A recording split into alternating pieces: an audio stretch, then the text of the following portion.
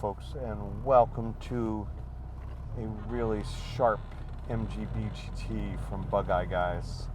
This is a 1970 GT, and it's hard to find a good one of these, and this is a good one, so I hope you're looking for one because I'm glad we have this car. This is a supercharged 5-speed car. Plus, we've cared for this car for the prior owner, and he spent quite generously on it. So it has many mechanical upgrades and improvements to make it a special car. Unfortunately, the fuel gauge just stopped working, or it's working intermittently, so we're going to need to fix that.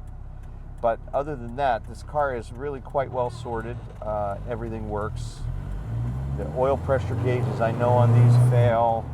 It has a GPS speedometer that, with the transmission change, it's difficult to get the right ratios for an accurate speedo.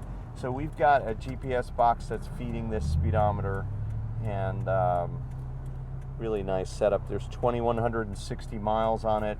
We put in that speedometer 2,160 miles ago, so that was about the time that the 5-speed and the supercharger went in.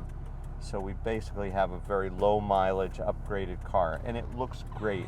A lot of the GTs get rusty, and this one is not that.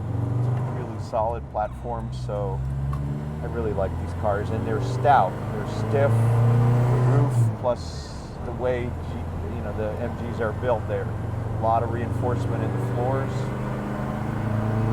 It's a really nice unibody car, and you feel it. You feel like a very stout and solid car.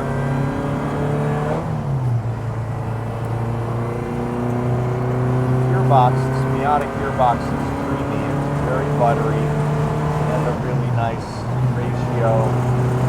That's indicating 75,